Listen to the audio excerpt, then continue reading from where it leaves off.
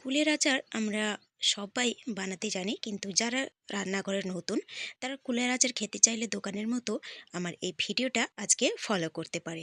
একদমই ঘরে নিজেরাই কুলের আচার তৈরি করে নিতে পারবে, পারফেক্ট দোকানের মতো। তাহলে চলুন বন্ধুরা, ভালো লাগলে ভিডিওটি দেখে নেওয়া যাক। নমস্কার বন্ধুরা, কেমন আছেন সবাই? আমি ভালো আছি, আশা করি আপনারাও ভালো আছেন। আজকে আবার একটা নতুন ভিডিও নিয়ে চলে এসেছি পাঁচ ফোড়নে।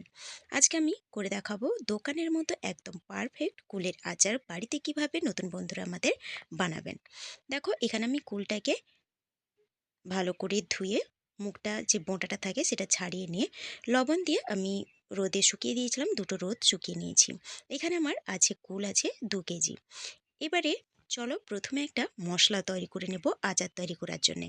আচার তৈরি করার জন্য নিয়ে নিয়েছি প্রথমে প্যানের মধ্যে 7 থেকে 8টা শুকনো লঙ্কা। শুকনো লঙ্কাটাকে একটু হালকা ভেজে নেওয়ার পর কিন্তু আমি বাকি দিচ্ছি গোটা মশলা।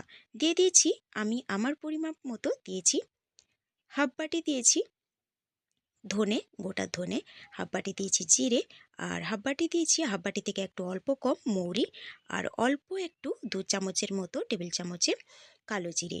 এবারে শুকনো খোলায় সমস্ত কিছু লো ফ্লেমে ভালো করে ভেজে নিয়ে আমি তুলে রেখেছি, ঠান্ডা হলে মিক্সিতে গুঁড়ো করে নেব। এবারে চলে এসেছি আচার বানানোর জন্যে। দিয়ে দিয়েছি কড়াইতে বেশ অনেকটা তেল। তেল দেওয়ার পর গরম হয়ে যেতে দিয়ে দিয়েছি কয়েকটা শুকনো লঙ্কা, তেজপাতা আর বেশ কিছুটা পাঁচ ফোড়ন। পাঁচ ফোড়নটা ভাজা হয়ে গেলে আমি কুলগুলোকে এর মধ্যে দিয়ে দিয়েছি। এবারে মিডিয়াম ফ্লেমে আমি এটাকে ভাজতে থাকবো। কুলটাকে ভাজলে কিন্তু কুলটার একটা গন্ধ যে থাকে সেটা আর থাকবে না, আর ভাজতে ভাজতে কুলটা পারফেক্টলি গলে যাবে, যার ফলে আচারটা খেতে যেমন ভালো লাগবে, দেখতেও তেমনই ভালো লাগবে। আর না ফাটলে কিন্তু তার মধ্যে যেহেতু মিষ্টি ঢুকবে না, তাই কুলগুলোকে এভাবে ভেজে ভেজে গলিয়ে নিতে হবে। টাইম নিয়ে আমি গলিয়ে নিচ্ছি। তো কালার করার জন্য আচারটাকে আমি হাফ চামচের মতো দিয়ে দিলাম কাশ্মীরি লঙ্কার গুঁড়ো, আর হাফ চামচের থেকে অল্প একটু কম দিয়ে দিলাম হলুদের গুঁড়ো। আর লবণ আমি দেব না, কারণ লবণটা আমি বেশ অনেকটাই দিয়ে আচার কুলগুলোকে রোদে শুকিয়ে নিয়েছি। এখানে যদি লবণ কম দেওয়া থাকে তাহলে কিন্তু এখানে লবণটা ব্যবহার করবেন, আর লবণটা কিন্তু অবশ্যই বিট লবণটা ব্যবহার করার চেষ্টা করবেন, তাহলে আচারের টেস্ট খুব সুন্দর লাগে।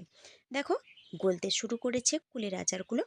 কুলগুলো এইভাবে লো ফ্লেমে কিন্তু নাড়তে থাকলে 10 থেকে 12 মিনিটের মধ্যে কুলগুলো গলে যাবে। যখন কুলগুলো অর্ধেক গলে যাবে তখনই কিন্তু চিনি দিয়ে দেবো। এখানে 2 কেজি কুলের জন্য আমি কিন্তু নিয়েছি এখানে 1 কেজি চিনি, কারণ কুলটা আমার এখানে মিষ্টি প্রচুর আছে। আর চিনিটা আমি একবারে দিইনি, অর্ধেক অর্ধেক করে দেব। চিনিটা অর্ধেক অর্ধেক করে দিলে প্রথমবারে চিনিটা গলে যাওয়ার পর দ্বিতীয়বারে যে চিনিটা দেব, তাহলে পাকটা ভালো হবে এবং দোকানের মতো পারফেক্ট সেই একই রকম স্বাদ পাবো। তারপর দিয়ে দিলাম একই সঙ্গে গুঁড়ো করে রাখা মশলা। মশলাটা কিন্তু আমি একবারেই দিয়ে দিয়েছি। আবারও আমি এইভাবে নাড়তে থাকবো সব কিছু।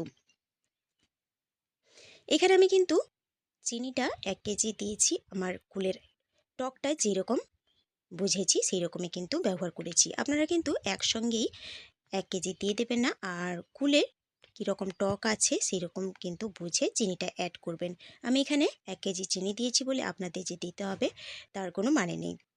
আচার কিন্তু সবসময় টক মিষ্টি ঝাল একটু সমপরিমাণ হলে খেতে ভালো লাগে। দেখো, টাইম নিয়ে কিন্তু আমি সমস্ত কুলগুলোকে এইভাবে নেড়ে নেড়ে গলিয়ে নেব। অবশ্যই কিন্তু কুলগুলোকে গলিয়ে নিতে হবে। বন্ধুরা, এই পর্যায়ে এসে যদি লাইক দিতে ভুলে গিয়ে থাকেন তাহলে অনুরোধ করব একটা লাইক দিয়ে দেওয়ার। আর আজকের ভিডিওটা যদি ভালো লাগে তাহলে আপনারা আপনাদের আত্মীয় স্বজনদের সঙ্গে একটা হলেও শেয়ার করে নেবেন।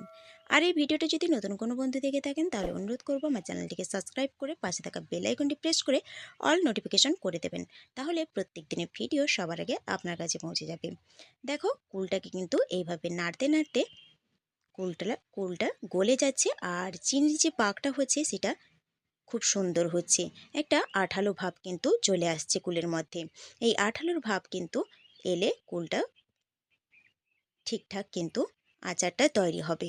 আর গ্যাসের আঁচটাকে কিন্তু একদমে মিডিয়ামে রাখবেন, না হলে কিন্তু তলায় ধরে যেতে পারে। আর আচারের মধ্যে জল থেকে গেলে কিন্তু আচারটা বেশি দিন থাকবে না, তাই চেষ্টা করবেন একদমই কুলটাকে ভালো করে গলিয়ে নেওয়ার। দেখো কিভাবে গলিয়ে নিয়েছি। আর যদি না গলে তাহলে খুন্তি দিয়ে একটুও প্রেস করে গলিয়ে নিতে পারেন। এভাবে নাড়তে নাড়তে কিন্তু এখনও কিন্তু অনেকটাই বাকি আছে। আরও একটু 5 থেকে 7 মিনিট আমি লো ফ্লেমে কিন্তু এটাকে আরও নাড়তে থাকবো। তাহলেই কিন্তু আমাদের সেই দোকানের মতো কুলের আচার ঘরেই আমরা তৈরি করে নিতে পারবো। দেখো এবারে কিন্তু গ্যাসের আঁচটাকে আমি বন্ধ করে দিয়েছি। একদমই পারফেক্টলি আচার কিন্তু বাড়িতেই তৈরি হয়ে গেছে। তাহলে বন্ধুরা, নতুন বন্ধুদের জন্য আজকের এই ভিডিওটা কেমন লাগলো অবশ্যই কমেন্ট করে জানাবেন। আর ভালো লাগলে কিন্তু লাইক শেয়ার করে দেবেন। দেখো আমি বাটিতে সার্ভ করে দিচ্ছি। যেমনই কালারটা দেখতে সুন্দর হয়েছে তেমনই কিন্তু এই কুলের আচার খেতে সুন্দর লাগে। আর এই রকম কুলের আচার কিন্তু আমরা ঠান্ডা করে কাঁচের বয়ামে কিন্তু রেখে দিতে পারি। 1 বছর খুবই সুন্দর এই কুলের আচার থাকবে যদি কাঁচের বয়ামে রাখা যায়। দেখো কালারের সঙ্গে সঙ্গে কতটা সুন্দর লাগছে, খেতেও কিন্তু তেমনই পারফেক্ট লাগে। তাহলে বন্ধুরা, অবশ্যই কিন্তু কমেন্ট বক্সে জানাবেন আজকের রেসিপিটা কেমন লাগলো। আর ভিডিওটি না টেনে পুরো ভিডিওটা দেখার অনুরোধ রইল। তাহলে চলুন বন্ধুরা, আজকে এখানেই শেষ করি। নতুন বন্ধুদের সঙ্গে পুরাতন বন্ধুদেরও অনেক অনেক ধন্যবাদ আমার পাশে থাকার জন্যে।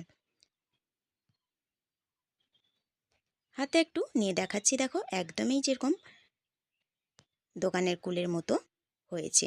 তাহলে এখানেই আজকে শেষ করি। Thanks for watching my video.